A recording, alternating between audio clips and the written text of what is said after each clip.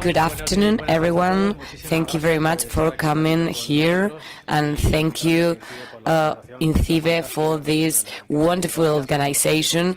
And I would like to say hello to all those who are listening to us. First of all, I would like to ask a question. Honestly, who was in the database, who read the terms of INCIBE's website? Only one person? On streaming, you can also raise your hands, because I can see you. Okay. For those who didn't read it, there is a segment of personal data protection. You have given personal data in order to register to CyberCamp. And then you can read the rights that you have regarding your personal data, access, limitation of treatment, and so on. So you need to be aware of your rights. That's what we are going to talk about, the IoT environment. Sometimes we give data without even knowing it. Digital transformation. I'm sure I'm not going to say anything new, because this morning there were very interesting conferences on this topic. I'm just going to say that according to some analysts, the digital changes in the next few years are going to be key. These changes will involve new business opportunities and, of course, also risks that we need to manage. I'm going to mention only two of them, such as artificial intelligence, which recently is moving from a business environment to a home environment, because we already have local interfaces with AI that we can use to change the TV channel or to make a phone call. And the Internet of Things is a new paradigm which enables some devices to have access to Internet. This is going to generate a huge amount of data, especially from the digitalization of analogical realities, such as cars, which are generating a lot of data. Also IoT platforms and human interfaces with technologies with which we're interacting every day. Up to now, we already had a huge amount of data, and now we're going to have a tsunami of data thanks to the 5G, which will enable us to have a wider bandwidth. In 4G, we could download a film in a matter of minutes, but with 5G, it is going to be a matter of seconds. Another important feature regarding IoT is the latency. For example, we are speaking of a latency between 1 and 5 milliseconds, which is practically instantaneous. And in the case of connected cars, where you need instantaneity, it is very relevant. Or in the World Mobile Congress, there was a surgery operation carried out remotely through 5G. And this leads us to this virtuous triangle. You have IoT as a big generator of data. Then, on the other hand, you have big data, which is the element which will enable us to capture and analyze that information, and will help us in our decision-making. And we have the artificial layer, which will enable us to make decisions regarding those data. In other words, we will be able to include the information that we have captured in the decision-making process of companies. As for IoT, I wanted to show you a case of use. In Valencia, it is very appropriate to speak about connected cities because it is a point of reference in this regard. It has a huge sensorization regarding treatment of water or traffic lights. You will have a layer of connectivity and you will have an aggregator where you can find the information. and this is the part which is connected in our city. Then we could speak about advanced processing of that information, where we can include AI in the decision-making process. Before moving on to risks, let's talk about the beneficial part of these, because we need to mention technologies with a positive note. In cities, obviously, it is very easy to find beneficial aspects through our smartphones, for example. The waste management, water management, lighting, depending on the source you read, you can find up to 30 to 50% of savings. And I am sure you are all thinking about the traffic. The sensorization will enable us to have a more intelligent management of traffic and even parking. Obviously, everything involves some risks, which are not being considered as negative, but just to be managed. In the World Economic Forum, you can see the likelihood of those risks. The technological risks are those who are presenting a greater increase. So it seems that we need to take them seriously.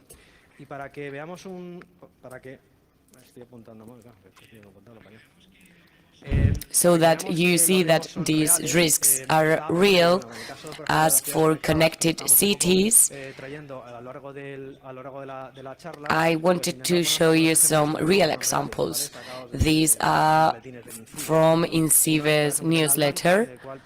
In Atlanta, a third of the applications used in the city were attacked by ransomware, and out of that 30% of them were critical infrastructure such as police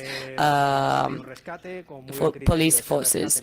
The ransom was not paid, and in that case, the information from the police was lost.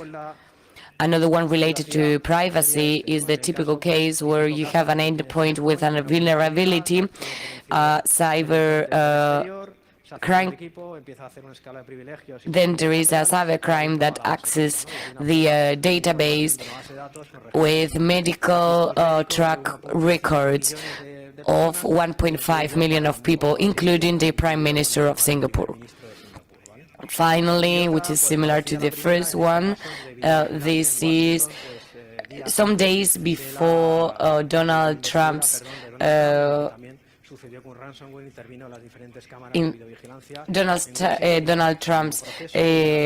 presidential day, there were loss of information because ransomware attack was carried out against the video surveillance system of Washington, D.C. So obviously we need to manage these risks. But how can we do it? In the end, a risk consists of a threat that exploits a vulnerability and has a consequence. That would be the sequence.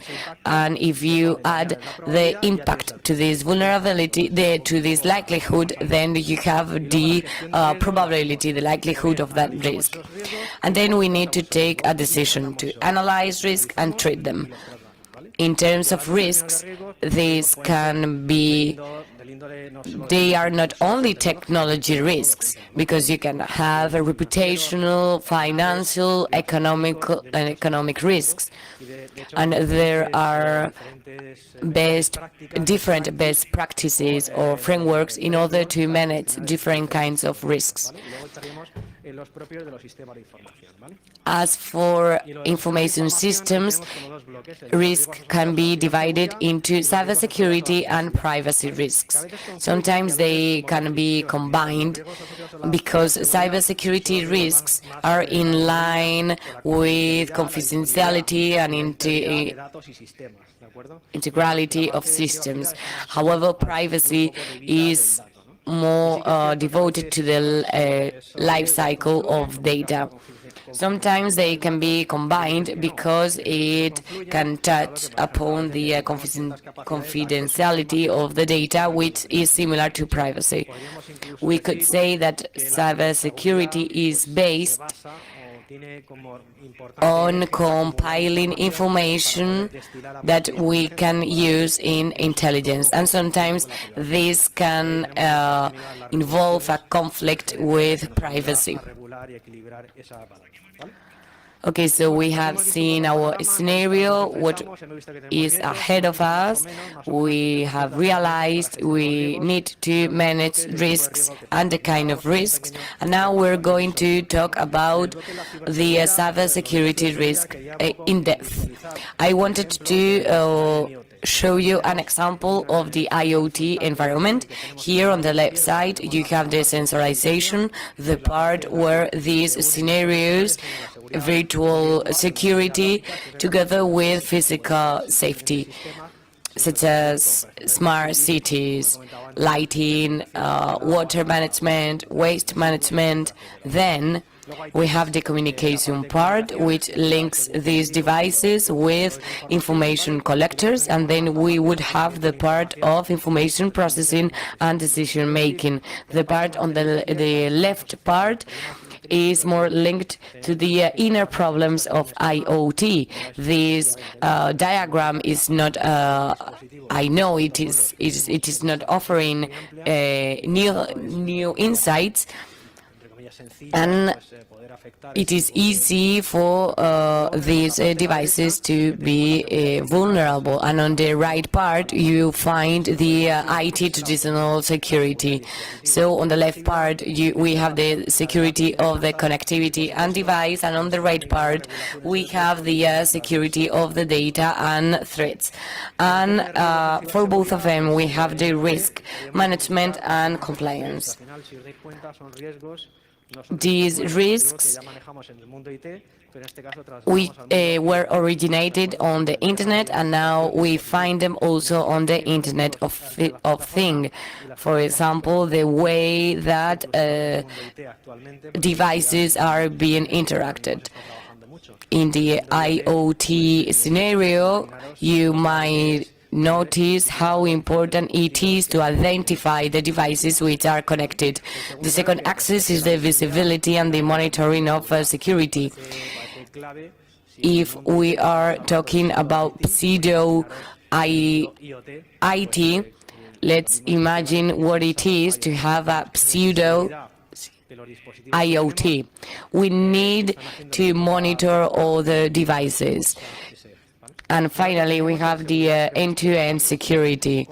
We need to guarantee that security. We need to be able to measure how the platform works, and so on. As for the data,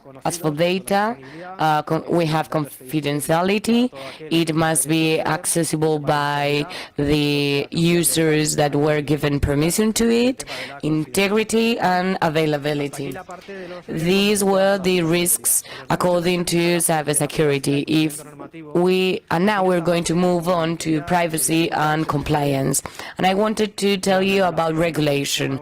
I am sure that you are thinking, oh my God, regulation, that's boring. But I'm going to show you a good example so that you can perfectly understand it. Some of you may look at this picture and think that this car was manufactured 100 years ago, but maybe it was only 50 years ago. And this is the way we were traveling. There were not safety belts.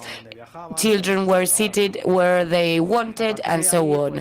From that point, the car industry started to manufacture much faster and safer cars, and the car industry realized they needed to carry out a risk analysis, because if the power of the car and the speed of the car was going to be increased, then the risks needed to be analyzed in order to reduce them.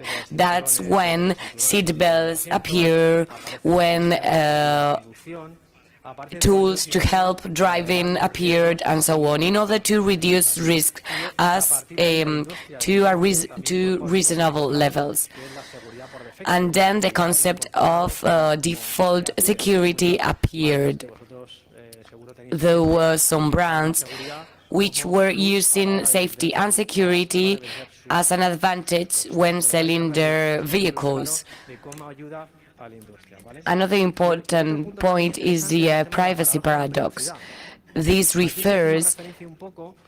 data come from the from Fundación Telefónica, and I am sure if I ask you, are you worried of your pictures being stolen? And everyone will raise their hands. Actually, in the end, we are not that worried. I mean, this is the privacy paradox. If we are asked, we're worried, and we would say we're worried, but in the end, we're sharing pictures all the time in social networks, and it is important to have that in mind. I wanted to mention 5 basic considerations in terms of privacy in IoT environments. First one is the flux of information. Let's imagine an IoT environment. The information generated by sensors, a waste sensor, a traffic sensor, a water sensor. This information travels through different devices, so we need to have this end-to-end security. Who is going to manage that information and in which way? So we need to assess the impact of that information in order to know who can manage or not those data. Secondly, we have the permission of processing, which means only the person that has been given permission by the owner of data can access that information. If you have given some data, as you have given your personal data here in CyberCamp, you are the owner of data, and only those whom you have given permission to should be able to access those data. Thirdly, we need to have different interfaces so that owners of data can access that information and can exert their rights over those data. Fourthly, we need to implement different technical measures in data protection or from the elimination of personal data. That's the pseudo-anonymization. Finally, we have audits and compliance in order to see if we meet all the regulations. There is a huge increase in IoT environments. So regulation in this sense is increasing. There are 2 blocks. One would be the best practices. These are very light documents to read. They do not have 1,000 pages, do not worry. The first one comes from NIS, and it is quite relevant in terms of security and privacy. The second one comes from the National Security Centre of UK, which considers risks in home IoT environments. And the third one comes from ENISA, which has published some good practices in recently.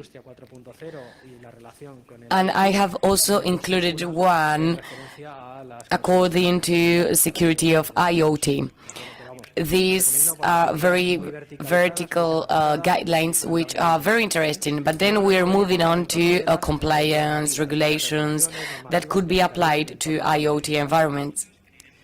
We have some general ones which we will touch upon, and I wanted to highlight a technical specification from ETSI, the 103.6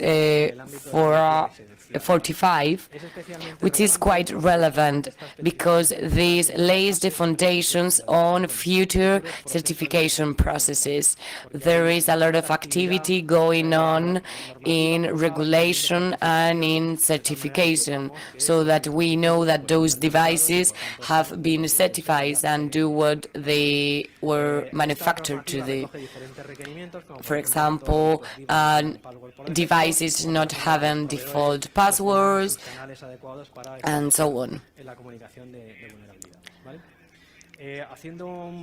I reviewed briefly some of these regulations, and as for smart cities, for example, there is a guideline from the Spanish National Association for Data Protection, which says that previously we need to carry out an analysis with all the information fluxes. The second step would be to assess the impact in data protection. And finally, after that analysis and impact evaluation, we have the minimization of data, the limitation of the conservation delay, and the treatment of the information in a almost anonymized way. Also, we have the CE marking from the European Commission, which certifies that the device or product is secure, environmentally friendly. It has several categories, and if in your IoT environment you are using these kind of devices, you need to have the CE marking associated to them. Another regulation that can be applied to systems is called NIS, which is a European regulation which can be applied according to your categorization. For example, in smart cities, as I was saying, waste treatment, water treatment, and so on. But you can also be considered as cloud service, marketplace. Instead, so depending of your status as a service provider, you can be applied different parts of this regulation, and its criteria are quite strict. As for privacy, I just wanted to mention that if there is a lot of regulatory, even if there is a lot of regulatory activity in IoT, we find the same amount of activity in privacy. For example, the ISO 27550 or the ISO 27552. Regarding privacy management at companies. I have also included two which can be applied to smart cities. One of them is the 27030 for IoT and 27570 for smart cities. Finally, this is the national regulatory system, which can be applied to all the administration, local, regional, and national administrations. Here you have the regulation and the different guidelines so that you can check them. In order to conclude, I would like to review what we have seen, and I would like to draw some conclusions from you to think about them at home. The first one is that the risk analysis and compliance analysis have to be seen as a positive thing, because we need to think about cars which are connected, smart cities, smart cars. Everything, all the data that you have given is going to be automated. And if we comply these guidelines, we will be more secure. Of course, if risks are increasing, we also need to increase our perspective. If we are adding connectivity to environments which were not connected before. We need to take into account the interdependency between the physical and the virtual world. So we need to be in connection with different elements. It also involves to update procedures and risk management communication policies, and we need to incorporate all the risks existing in the supply chain. As for compliance, we need to understand the technology dimension of the elements with which we're working, because we're already starting to work in IoT environments which are very dynamic, such as waste, water or traffic management. Depending on the data you're processing, you need to comply with all the regulation regarding it.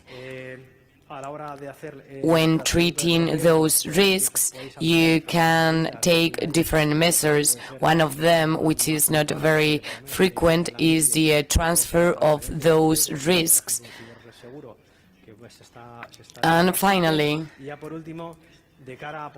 in order to carry out those analyses, you need to be in connection with different teams within organizations, such as engineers, lawyers, protection data experts, and so on. This is all for me. I hope it was brief and intense, and I hope I have given you some useful information. Feel free to ask any question. I will be glad to answer them all. Thank you very much.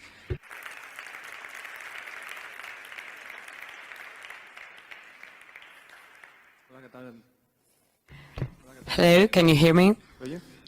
Congratulations for your presentation. I'm Fernando, the CEO of Project Focus 360, and I came here with my lawyer in order to see the risks we will face. You have mentioned the Internet of Things, or the objects which are sensorized and connected. We are thinking about assets which are not still sensorized, like a tree or a cat. So it is evident how regulation is going to affect us with everything which is connected. However, what is connected is only 1% of all the assets of smart cities. Yeah, indeed. Thank you for your question, first of all. I think it shows how many things which are connected. In this morning's presentation, I think by INMAS, it is expected that in 10 years we will no longer have any traffic lights. In line with that, the analysis that we have carried out, we are seeing an increasing regulatory activity. Is it a very general information, such as the GDPR, that in the end are general rules which are being applied to this field? Nowadays, there is a lot of activity going on connected devices. So we need to review the regulations on non-connected assets. I think people are now being aware of how to apply the NIS regulation or the GDPR regulation.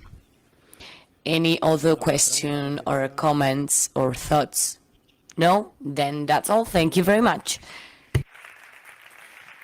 Muchísimas gracias a ti, David. Muchísimas gracias a ti, David. Thank you.